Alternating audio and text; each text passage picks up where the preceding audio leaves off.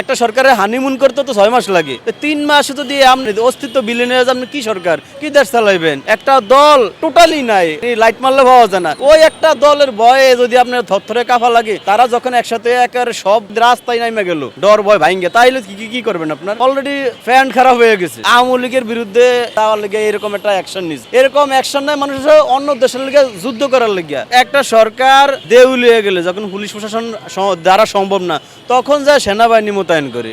কিন্তু এই রাষ্ট্রে এমন কি হয়েছে যে সেনাবাহিনী মোতায়েন করানো লাগবো?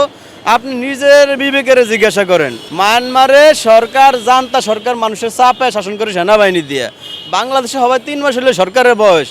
একটা সরকারের হানিমুন করতে তো 6 মাস লাগে, 3 মাস যদি আপনি অস্তিত্ব বিলীন হয়ে যায়, আপনি কি সরকার কি দেশ চালাইবেন? তাই তো এই যে 6 জেলা সেনাবাহিনী মোতায়েন করার কি দরকার আছে? আপনার যে হিসাবে পুলিশ প্রশাসন মোতায়েন করছে, এটা বোঝা গেছে কি আমার বাংলাদেশের লগে মানে ভারতের ভূখণ্ডলে যুদ্ধ চলবো, না তো রাশিয়া দখল করবো, না তো চীন দখল করবো, এরকম একটা অবস্থা না? অথচ লাস্টে জানি যে আওয়ামী লীগের বিরুদ্ধে তাওয়ার লেগে এরকম একটা অ্যাকশন নিচ্ছে, এরকম অ্যাকশন নেয় মানুষের অন্য দেশের লেগে যুদ্ধ করার লেগে। আর আওয়ামী লীগ নিধন করার লেগে এরকম অ্যাকশনে গেছে সরকার। এটা 3 মাসের সরকার জায়গায় এখনো গন্ডাও তো উড়ায় না ঠিক মতন। নাই একটা দলের তো ভয় পাইলে সামনে যাবো কেমনি?